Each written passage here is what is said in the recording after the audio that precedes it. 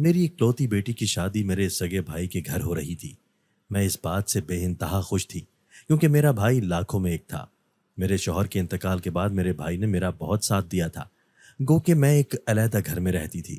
میں سرکاری اسکول میں استانی تھی، اپنا کماتی بھی تھی، مگر میرے لیے یہی بہت تھا کہ میرا بھائی میری مورل سپورٹ کرتا تھا۔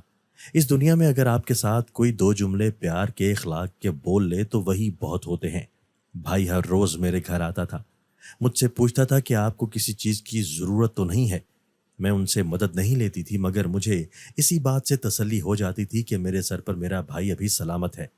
میری فقط ایک ہی بیٹی تھی، میں نے اس کی تربیت کرنے میں اپنی ساری انرجی صرف کر دی تھی۔ میں یہ چاہتی تھی کہ میری بیٹی کو زندگی کے ہر مرحلے میں کوئی تنگی پیش نہ آئے۔ میں نے اپنی بچی کو خوب پڑھایا لکھایا تھا، گھر کے کام بھی سکھائے تھے۔ اگر میں یوں کہوں کہ میں نے اپنی بیٹی کو حرفن مولا بنایا تھا تو بھی غلط نہیں ہوگا۔ بھائی کو اپنی بھانجی پر پورا مان تھا، اس لیے انہوں نے مجھے کہا کہ میں تمہاری بیٹی کو اپنی بہو بنانا چاہتا ہوں۔ یہ بات سن کر میری تو خوشی کی انتہا نہ رہی، کیونکہ میرے بھائی کا بیٹا بہت ہی اچھا لڑکا تھا، وہ سلجھا ہوا تھا۔ میں نے کبھی اس کے منہ سے کوئی فضول بات نہیں سنی تھی۔ کالج لائف میں بھی وہ بہت پڑھاکو قسم کا بچہ تھا، اور اب تو اس کی اپنی جاب بھی سٹارٹ ہو گئی تھی۔ وہ اچھا کما رہا تھا، اس سے بڑھ کر مجھے اور کیا چاہیے تھا؟ میں نے فٹ بھائی کو ہاں کہہ دی تھی۔ بھائی بھی خوش ہو گئے تھے، شادی کی تاریخ وغیرہ طے ہو چکی تھی۔ میں نے بیٹی کی شادی کی خاطر جو پیسے جمع کیے تھے اس سے بہت سا سامان خرید لیا تھا۔ بھائی نے مجھ سے کہا تھا کہ مجھے نیلم فقط 2 جوڑوں میں چاہیے، اس کے علاوہ میں تمہارے گھر سے پھوٹی کوڑی بھی نہیں لوں گا۔ بھائی کی بات سن کر میرا دل بہت بڑا ہو گیا تھا، مگر اگلے ہی دن میری بھابھی ہمارے گھر آ گئیں اور کہنے لگیں کہ ناصرہ، تم اپنے بھائی کی باتوں میں مت آنا، انہیں کیا پتا کہ عورت کیسے گھر بناتی ہے، ہمیں تو تنکا تنکا جوڑ کر گھرداری کرنا ہوتی ہے۔ تم اپنی بیٹی کو ہر شے دینا، برتنوں سے لے کر فریج تک، صوفوں سے لے کر بیڈ تک، کیونکہ ہماری نہ جانے زندگی کتنی رہ گئی ہے، باقی چیزیں تو تمہاری خود کی بیٹی ہی استعمال کرے گی نا۔ یہ باتیں سن کر میں بجھ سی گئی تھی۔ انہیں ایک بیوہ عورت سے اس قدر جہیز کی فرمائش نہیں کرنی چاہیے تھی۔ ٹھیک ہے، میں مانتی ہوں کہ میں سرکاری اسکول میں ملازمت کرتی ہوں، جس کی وجہ سے میں اچھی تنخواہ حاصل کرتی ہوں، مگر میرے پاس پھر بھی اتنے پیسے نہیں تھے کہ میں بھابھی کی فرمائشوں کی لسٹ پر پوری اتر سکتی۔ بھابھی کی شکایت بھی بھائی سے نہیں کر سکتی تھی، کیونکہ اس طرح میری بیٹی کا ہی گھر خراب ہونا تھا۔ بھابھی نے یہی کہنا تھا کہ ابھی تو بہو گھر میں آئی بھی نہیں اور پہلے سے ہی گھر کا سکون برباد ہو گیا۔ اس لیے میں چپ کر گئی تھی۔ اپنی بساط کے مطابق جہیز کی تیاری تو پہلے کر چکی تھی، مگر اب مجھے ادھر ادھر سے قرض بھی لینا پڑ رہا تھا۔ میرے محلے دار میری شرافت اور حیا کے گواہ تھے، انہیں پتا تھا کہ میں نے کبھی کسی سے قرض نہیں لیا۔ اب بھی بیٹی کی شادی کی مجبوری تھی، جس کی وجہ سے لوگوں کے سامنے ہاتھ پھیلانا پڑ رہا تھا۔ میں نے جس سے قرض مانگا، مجھے کسی نے بھی خالی ہاتھ نہیں لوٹایا۔ یوں میں نے اپنی بیٹی کا فرنیچر وغیرہ تو بنا لیا تھا، مگر اب اس کی شادی کے جوڑے بنانے رہ گئے تھے۔ اب تو میں کسی سے قرض بھی نہیں پکڑ سکتی تھی۔ بیٹی سے اپنی مجبوری کہی تو وہ پھوٹ پھوٹ کر رونے لگی تھی۔ وہ بولی، امی اگر ابو زندہ ہوتے تو کیا تب بھی آپ میرے لیے کپڑے نہیں بناتی؟ میں اپنے سسرال جا کر کیا پہنوں گی؟ میں بولی، نیلم تم خواہ اپنا دل چھوٹا مت کرو، تمہاری ساس تمہاری بری کے لیے کپڑے تو بنوائے گی ہی نا، وہ پہن لینا۔ مگر نیلم اپنی ضد پر اڑی ہوئی تھی۔ وہ کہنے لگی، میں تو اپنی پسند کے کپڑے ساتھ لے کر جاؤں گی، میں نے زندگی میں کبھی اپنی بیٹی کی کوئی خواہش نہیں ٹالی تھی، اب بھلا میں اس سے انکار کیسے کر سکتی تھی؟ میں نے کہا، ٹھیک ہے، میں تمہیں اپنے ساتھ بازار لے چلتی ہوں۔ اب وہ بھی بہت خوش ہو گئی تھی۔ اب تو شادی میں بھی فقط 3 دن رہ گئے تھے۔ وہ تیار ہوئی میرے ساتھ جانے کے لیے، مگر تب ہی پارلر والی ہمارے گھر آ گئی تھی اور کہنے لگی، نیلم تمہاری شادی کو صرف 3 دن رہ گئے ہیں اور تم نے ابھی تک کوئی ٹریٹمنٹ نہیں کروائی۔ اچھا ہے کہ ابھی سے ٹریٹمنٹ شروع کروا دو، نہیں تو شادی کے دن روپ نہیں آئے گا۔ نیلم نے یہ بات سنی تو پریشان ہو گئی۔ وہ کہنے لگی، امی یہ ٹھیک کہہ رہی ہیں، آپ ایسا کریں، آپ خود ہی میرے لیے کپڑے لے آئیں، میں پھر کسی دن چلی جاؤں گی۔ میں نے یہ بات سنی تو بڑی خوش ہو گئی تھی، کیونکہ نیلم کی چوائس بہت اچھی تھی۔ وہ مہنگی سے مہنگی چیزوں پر ہاتھ رکھا کرتی تھی اور میرے پاس اتنے پیسے نہیں تھے۔ خیر، میں رکشے میں بیٹھی بھی پریشان ہوتی جا رہی تھی کہ میں اپنی بیٹی کے لیے کتنے جوڑے خرید پاؤں گی۔ تبھی رکشے والا کہنے لگا، باجی آپ مجھے اداس سی لگ رہی ہیں، کیا بات ہے؟ مجھے اس کا یہ سوال اچھا نہیں لگا تھا۔ میں ماتھے پر بل ڈال کر بولی کہ اپنے کام سے کام رکھو، مجھے جو بھی مسئلہ ہوگا میں تم سے تھوڑی نہ شیئر کروں گی۔ وہ کہنے لگا، اگر آپ کو میرا یہ سوال برا لگا ہے تو میں آپ سے معذرت کرتا ہوں۔ دراصل میں بھی بال بچوں والا آدمی ہوں۔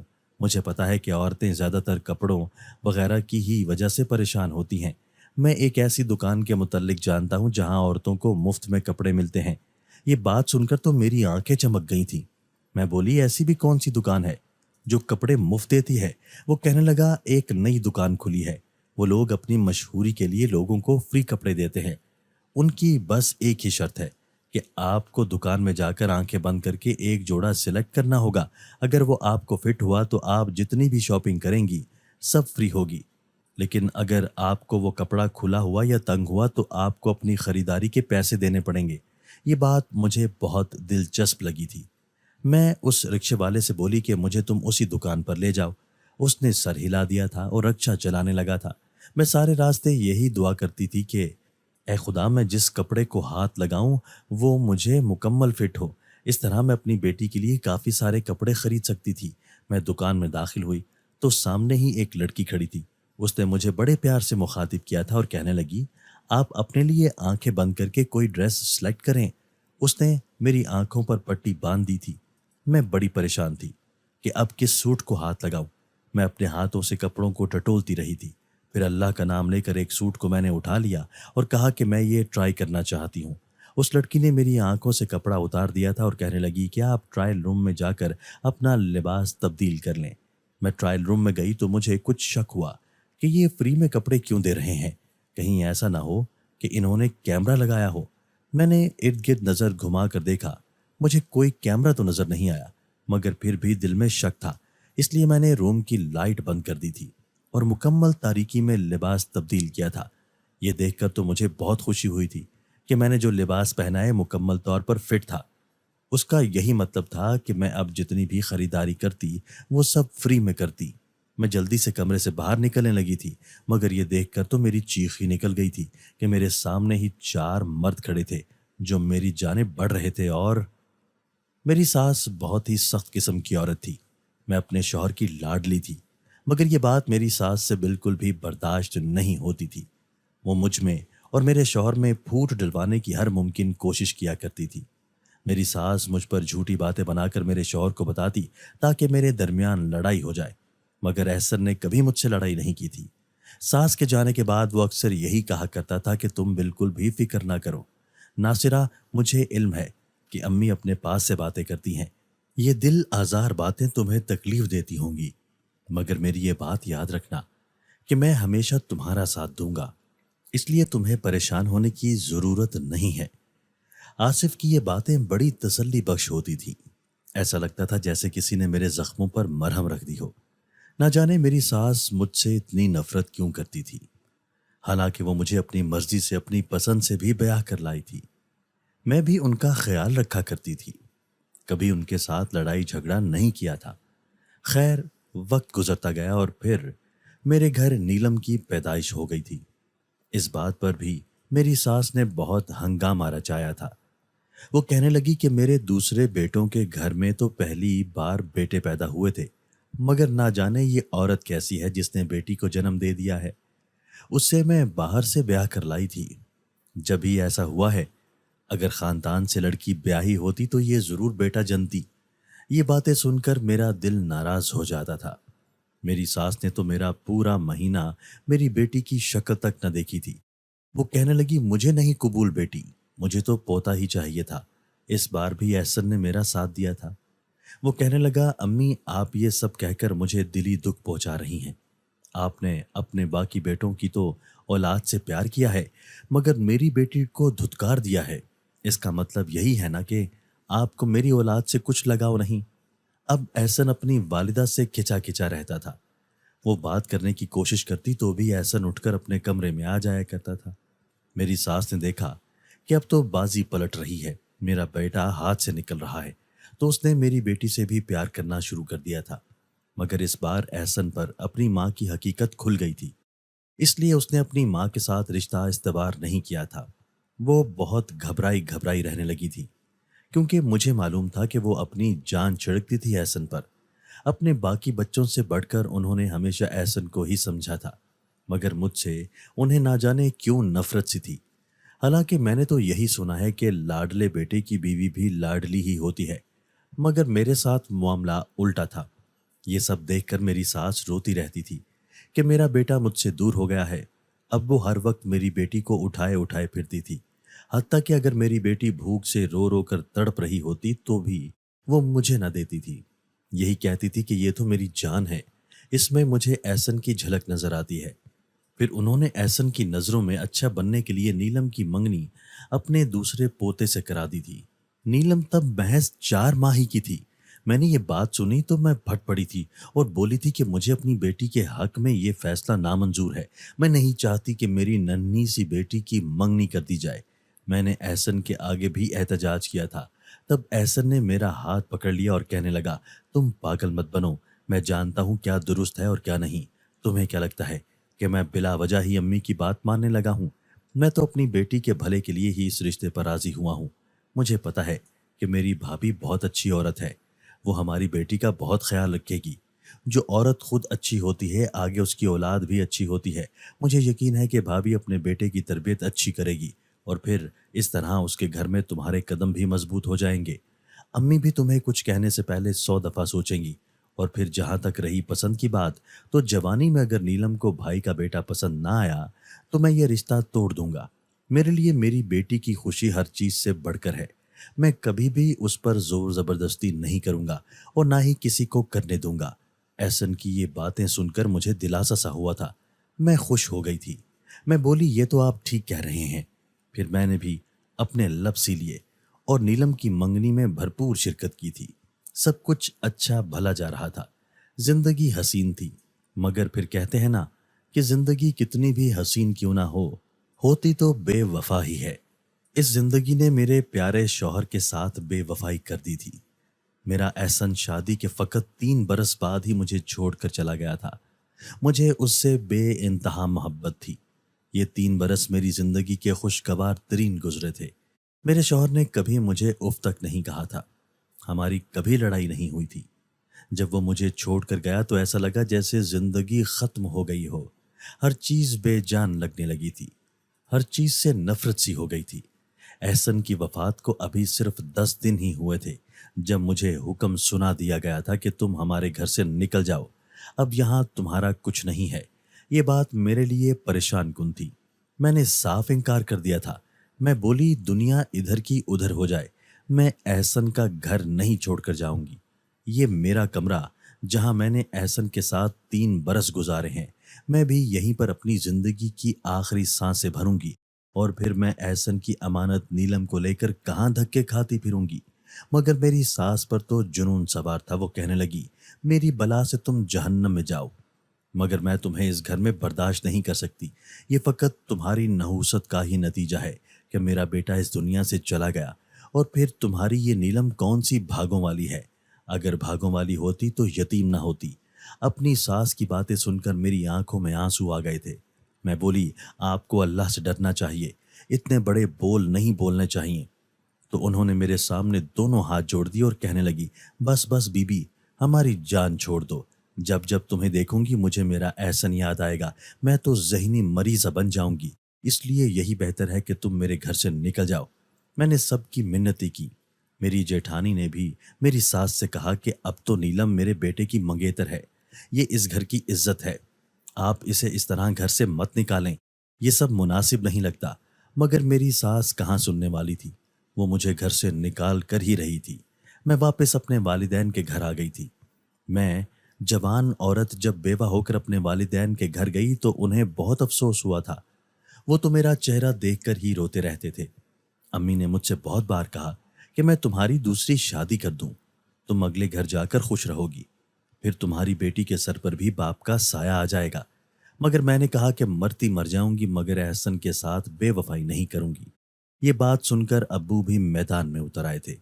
उन्होंने भी मुझसे कहा कि बेटी, शादी कर लो, पहाड़ जितनी जिंदगी है, कैसे तन्हा गुजारोगी? मैंने नफी में सर हिला दिया था और बोली, नहीं अब्बू, पहाड़ जितनी जिंदगी नहीं है, ये तो एक सांस में ही खत्म हो जाती है। आपने देखा था ना, एहसन बिल्कुल तंदुरुस्त था, हट्टा कट्टा जवान था, देखते ही देखते वो मर गया। اب میں کیسے کہوں کہ میری زندگی پہاڑ جتنی ہے؟ مجھے کیا پتا کہ اگلی سانس آئے گی بھی یا نہیں۔ بس پھر یہ طے ہو گیا تھا کہ ہمارے گھر میں میری شادی کا کوئی تذکرہ نہیں کرے گا۔ میری بھابھی بڑی عجیب سی عورت تھی، مجھے دیکھنے کی بھی روادار نہیں تھی، جبکہ میرا بھائی اچھا تھا، میرا خیال رکھا کرتا تھا۔ بھابھی میرے ساتھ بہت ضد کیا کرتی تھی، وہ چاہتی تھی کہ کسی نہ کسی طرح بس میں اس گھر سے چلی جاؤں اور پھر سے ساری راجدھانی اسی کی ہو جائے۔ ابو نے یہ سب دیکھ لیا تھا، اس لیے اپنا گھر میرے نام کر دیا تھا۔ ابو نے اپنا یہ فیصلہ اپنی زندگی میں ہی بھائی کو بتا دیا تھا۔ بھائی نے یہ فیصلہ سن کر اف تک نہیں کہا تھا، کہنے لگا کہ میں تو مرد ہوں، کما لوں گا، اس سے اچھی اور کیا بات ہوگی کہ میری بہن کے پاس اپنی چھت ہوگی۔ ابو کہنے لگے کہ ناصرہ، تم نے تو یہ فیصلہ کر لیا ہے کہ تم دوسری شادی نہیں کرو گی، تو اب ہمارے مرنے کے بعد تمہیں کون پوچھنے والا ہوگا؟ اس لیے یہی بہتر ہے کہ تم اپنے لیے کوئی مناسب سی جاب تلاش کر لو۔ میں اچھی خاصی پڑھی لکھی تھی، اس لیے میں نے سرکاری اسکول میں اپلائی کیا تھا۔ اللہ کے فضل و کرم سے مجھے ملازمت مل گئی تھی۔ ابو کو جب یہ بات پتہ چلی تو وہ بے انتہا خوش ہوئے تھے، کہنے لگے کہ تم نے مجھے سکون دے دیا ہے، نہیں تو میری روح مرنے کے بعد بھی بے چین ہی رہتی کہ میری بیٹی کو کسی کے سامنے ہاتھ نہ پھیلانے پڑ جائیں۔ امی نیلم کا خیال رکھا کرتی اور میں جاب کیا کرتی تھی۔ میں پہلی بار جو تنخواہ لے کر آئی تو ابو کے ہاتھ پر رکھ دی، مگر ابو نے مجھ سے پیسے لینے سے انکار کر دیا تھا۔ وہ کہنے لگے کہ تمہارے ایک ایک پیسے پر صرف تمہارا حق ہے، تم جو کما کر لاتی ہو فقط تمہارا ہی ہے، ان پیسوں کو پس انداز کر کے رکھو، آگے زندگی میں تمہارے کام آئیں گے۔ میں نے ابو کی بات مان لی، میں نے وہ پیسے اپنے پاس رکھنا شروع کر دیے۔ بھائی کی جاب بہت اچھی لگی تھی، ہمارا گھر ایک خوشحال گھرانہ بن گیا تھا، مگر بھابھی کی روح کو چین نہیں آتا تھا، ہر وقت مجھ سے جھگڑتی رہتی تھی۔ میں جب اسکول سے تھک کر گھر آتی تو وہ مجھ سے لڑنے لگتی کہ تم گھر کے کام نہیں کرتی۔ ان باتوں سے تنگ آ کر بھائی نے ایک ملازمہ رکھ دی تھی، تب بھی بھابھی لڑائی جھگڑے کا کوئی نہ کوئی موقع ڈھونڈ ہی لیتی تھی۔ گھر کا ماحول بہت خراب ہو کے رہ گیا تھا۔ اس گھریلو ٹینشن کے باعث ابو کا بلڈ پریشر ہر وقت ہائی رہنے لگا تھا۔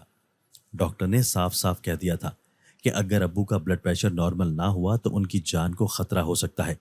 ہم سب گھر والے یہ بات سن کر بہت زیادہ پریشان ہو گئے تھے۔ بھابھی کو بارہا سمجھانے کی کوشش کی تھی، مگر وہ اور لڑنے جھگڑنے لگتی تھی۔ وہ کہتی تھی کہ اگر اس گھر کا سکون میں خراب کر رہی ہوں تو مجھے طلاق دے دو، میں اس گھر سے چلی جاؤں۔ بھائی اپنے بچوں کی زندگی خراب نہیں کر سکتے تھے، ان کے 2 بیٹے اور 1 بیٹی تھی، اگر وہ اپنی بیوی کو چھوڑتے تو ان کے بچے خوار ہو کر رہ جاتے، اس لیے انہوں نے کڑوا گھونٹ بھر لیا تھا۔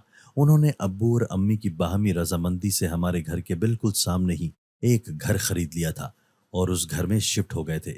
امی بھائی کو یاد تو کرتی تھی، مگر ان کے جانے کے بعد ہمارے گھر میں سکون آ گیا تھا، اس لیے امی اور ابو خوش تھے۔ بھائی ہر روز 2-3 بار چکر لگا لیتے تھے، اس لیے بھائی کی کمی بھی زیادہ محسوس نہیں ہوتی تھی۔ چند برس گزرے تو امی کا انتقال ہو گیا تھا، مگر یہ شکر تھا کہ میرے سر پر میرے باپ کا سایہ ابھی بھی سلامت تھا، وہ میرے اور نیلم کے باپ بن گئے تھے۔ ہماری زندگی ان کے سائے میں بسر ہونے لگی تھی۔ ابو نے ہمارے ساتھ بڑی وفا کی تھی۔ میری نیلم جب جوان ہو گئی تب ان کا انتقال ہوا تھا۔ اب میں اپنے پیروں پر کھڑی تھی، میری بیٹی بھی سمجھدار ہو چکی تھی، اس لیے ہمارے لیے زندگی زیادہ تلخ ثابت نہیں ہوئی تھی۔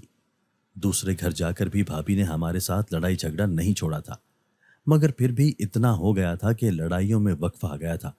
اب جب انہوں نے میری بیٹی کا ہاتھ مانگا تو مجھے بڑی حیرت ہوئی تھی اور ساتھ میں خوشی بھی۔ میں نے تو حامی بھر دی تھی، مگر جہیز کی بات سن کر دل اداس ہو گیا تھا، لیکن اللہ کے کرم سے آج مجھے ایسا موقع ملا تھا کہ میں اپنی بیٹی کے لیے مفت میں کپڑے خریدنے کے لیے آ گئی تھی۔ میں نے ٹرائل روم کا بلب بند کر دیا تھا، کپڑے مجھے بالکل فٹ تھے، مگر جب میں نے بلب آن کیا تو یہ دیکھ کر جان نکل گئی کہ میرے سامنے 4 مرد کھڑے تھے۔ ایک آدمی نے آگے بڑھ کر میرے ناک پر رومال رکھ دیا تھا اور میں بے ہوش ہو گئی تھی۔ مجھے علم نہیں تھا کہ میں کب تک بے ہوش رہی تھی، مگر جب ہوش آیا تو میں ایک کمرے میں موجود تھی۔ مجھے سارا واقعہ یاد آ گیا تھا۔ میں تو تھر تھر کانپنے لگی تھی کہ نہ جانے میں کہاں ہوں اور کیسے لوگوں کے ہتھے چڑھ گئی ہوں۔ مجھے اپنی بے وقوفی پر غصہ آنے لگا تھا۔ بھلا آج کل کے دور میں کوئی کسی کو مفت چیز نہیں دیتا تو پھر میں کیوں کپڑوں کی لالچ میں آ گئی تھی؟ میں خود کو کوسنے لگی تھی۔ مجھے اپنی بیٹی کا بھی خیال آ رہا تھا، وہ بیچاری تو میرے بغیر ہلکان ہو گئی ہوگی، اور پھر شادی کی تیاریاں بھی تو کرنی تھی۔ پتہ نہیں محلے والے میرے بارے میں کیا سوچ رہے ہوں گے۔ یہ باتیں میرا ذہنی سکون برباد کر رہی تھی۔ मैं रोती चली जा रही थी। तभी कमरे का दरवाज़ा खुला और सामने एक लड़का मेरे पास आकर खड़ा हो गया था। उसने खाना मेरे सामने सिरका दिया था और कहने लगा, ये खा लो। मैं जल्दी से उठ खड़ी हुई और बोली, तुम कौन हो और मुझे यहाँ क्यों लेकर आए हो? मुझे छोड़ दो। वो लड़का अपने चेहरे पर मकरूह मुस्कुराहट सजाकर बोला, छोड़ देंगे, छोड़ देंगे, इतनी भी क्या जल्दी है? मैं बोली, मुझे मेरे घर जाने दो। मैं सच कह रही हूँ, मैं खाने का एक नवाला भी नहीं लूंगी, बेशक मैं भूखी ही क्यों ना मर जाऊं। वो लड़का हंसकर बोला, ठीक है, मरना है तो मर जा, हमने तुम्हारी तदफीन भी नहीं करनी, यूं ही लाश उठाकर दूर झाड़ियों में फेंक देंगे। अगर मरने का शौक है तो उसे जरूर पूरा करो। इतना कहकर वो बाहर निकल गया था। मैं अब उस कमरे में बंद थी। मेरा सांस लम्हा लम्हा बंद होता जा रहा था। दिल की धड़कन तेज होती जा रही थी। हजारों सोचें मेरे जहन में आ रही थी। बेटी का ख्याल, भाई का ख्याल, भाभी और फिर उनके ताने। मोहल्ले के लोग तो मुझ पर शक कर रहे होंगे कि बेटी को ब्याहने की उम्र में मैं माँ खुद ना जाने कहाँ चली गई। मैं उस कमरे में बैठी सूरज उभरते और डूबते देखती रही। 3 दिन यूं ही गुजर गए थे और फिर एक दिन मुझे कमरे का दरवाज़ा खुला मिला था। मैं ये देखकर बहुत खुश हुई थी और वहां से भागती हुई निकल गई थी। मैं जब घर पहुंची तो मेरी बेटी मेरे गले लगकर फूट फूट कर रोती रही। वो बोली, अम्मी आप कहाँ चली गई थी? मैं आपके लिए बहुत परेशान थी। मैंने उसे दिलासा दिया और बोली, मैं बिल्कुल ठीक हूँ, तुम्हें फिक्र करने की ज़रूरत नहीं है। तब भी मेरी बेटी कहने लगी, अम्मी लोगों ने आप पर बहुत गंद उछाला है, मगर मुझे पता है मेरी माँ बेकसूर है। मेरी माँ में कोई ऐब नहीं है। मेरी माँ जैसी अच्छी औरत इस पूरी दुनिया में नहीं है। अपनी बेटी की बातें सुनकर मेरी आंखों में आंसू आ गए थे। मैं बोली, अच्छा और तुम्हारी मोमानी क्या कहती हैं? तो वो कहने लगी, उन्होंने तो ये रिश्ता ही तोड़ दिया है और वो कहती हैं कि मैं एक बदकिरदार माँ की बेटी को ब्याह कर नहीं लेकर जाऊंगी। ये सब बातें मेरे दिल पर जख्मों की तरह लग रही थी। मुझे 4 दिन कैद में रखा गया था, यानी मेरी बेटी की शादी के दिन भी मैं कैद ही में थी। भाई मुझसे मिलने आए तो उन्होंने मुझसे माजरत की थी। वो बहुत गमजदा दिखाई दे रहे थे। कहने लगे, मुझे माफ कर देना, मेरी बीवी ने तुम्हारी बेटी की बारात लेकर नहीं जाने दिया। मैंने कहा, भाई मुझे मालूम है आपका इस सब में कोई कसूर नहीं है, आप बेफिक्र हो जाएं। अपने बेटे की शादी जहां करना चाहते हैं कर दें, मैं आपसे गिला तक नहीं करूंगी। मेरे जहन में यही ख्याल था कि जो औरत मेरी बेटी को अब बर्दाश्त नहीं कर सकती, वो शादी के बाद कैसे करेगी। खैर, भाई बहुत गमजदा थे। कुछ दिन गुजरे कि मेरे घर एक रिश्ता आया था। पता चला कि लोग बहुत अच्छे खाते पीते हैं। मैंने सोचा कि अपनी बेटी की शादी कर देती हूँ, क्योंकि उसे लोग बहुत ताने दे रहे थे। यहाँ वहाँ सब यही कह रहे थे कि तुम्हारी माँ की वजह से रिश्ता टूट गया है। अगर वो अच्छे किरदार की होती तो कभी भी ये रिश्ता ना टूटता। मेरी बेटी आहिस्ता आहिस्ता डिप्रेशन में जा रही थी। मैं तो इस रिश्ते के मुतालिक ज्यादा छानबीन भी नहीं कर सकी थी और अपनी बेटी को रुखसत करके अपने घर भेज दिया था। जब मैं वलीमे के दिन अपनी बेटी के ससुराल गई तो ये देखकर जान निकल गई कि ये तो मेरा ही ससुराल था, यानी ये ऐसन का घर था। जो लड़का मेरा दामाद बना था वो वही था जिसने मुझे अगवा किया था। मैं फट पड़ी थी। मैंने कहा, तुम लोगों ने मेरे साथ ये सब क्यों किया? मेरा दामाद मेरी जाने बढ़ा और उसने मेरे सामने हाथ जोड़ दिए और रोने लगा और बोला, आप मुझे माफ़ कर दें, मुझे मालूम है मैंने बहुत गलत किया, मगर मैंने ये फ़कत इसलिए किया था कि मैं अपने बचपन की मंगेतर को हासिल करना चाहता था। मुझे अम्मी ने बता दिया था कि मेरी मंगनी हो चुकी है, मगर दादी ने आपसे इतनी नफरत की कि आपको घर से निकाल दिया था और जिस वजह से मेरी मंगेतर लापता हो गई थी। मैंने आप लोगों का पता करवाया तो मुझे ये मालूम हुआ कि मेरी मंगेतर की तो चंद दिनों बाद शादी है। मैंने उस शादी को रोकने के मुतालिक बहुत सी तदाबीर लड़ाई थी, मगर मेरे जहन में ख्याल ही नहीं आ रहा था। फिर मैंने बहुत गिरी हुई हरकत की जो आपको अगवा कर लिया। मुझे इल्म था कि आप उन दिनों अपनी बेटी की शादी की शॉपिंग कर रही थी। मुझे लगा कि अगर मैं आपको मुफ्त कपड़ों का झांसा देकर अगवा कर लूं तो ये मेरे लिए ज़्यादा आसान था, क्योंकि मैं आपके घर से या भरे बाजार से आपको अगवा नहीं कर सकता था। और वो जो ऑटो वाला था वो भी मेरा जानने वाला था। मैंने उसे चंद पैसों के एवज खरीद लिया था और जो दुकान मैंने उस काम के लिए इस्तेमाल की थी वो मेरे दोस्त की थी। मुझे मालूम है मैंने गलत किया। आपसे मुआजरत करता हूँ कि आप मुझे माफ़ कर दें, लेकिन आपसे वादा भी करता हूँ कि आप की बेटी को हमेशा खुश रखूंगा। अब मेरी बेटी का निकाह हो चुका था। अब मेरे हाथ में कुछ नहीं था। मैं चुपचाप घर वापस चली गई थी। میں نے سوچ لیا تھا کہ اگر میری بیٹی نے مجھے ایک بھی لفظ شکایت کا بولا تو میں اس کو خلا دلوا دوں گی۔ میں نہیں چاہتی تھی کہ جیسے میں نے اپنی ساس کی وجہ سے بری زندگی گزاری تھی میری بیٹی بھی ویسی ہی گزارتی، لیکن ماشاء اللہ سے میری بیٹی کی شادی کو 4 سال ہونے والے ہیں۔ وہ 2 بچوں کی ماں بن چکی ہے، اس کا شوہر بہت اچھا ہے، اس کا خیال رکھتا ہے، اس کے پاؤں تلے اپنی ہتھیلی بچھاتا ہے، ساس بھی بہت اچھی ہے، میری بیٹی اپنے گھر میں بہت خوش ہے۔ آج مجھے خیال آتا ہے کہ احسن نے جو نیلم کے لیے فیصلہ لیا تھا وہ بالکل ٹھیک تھا۔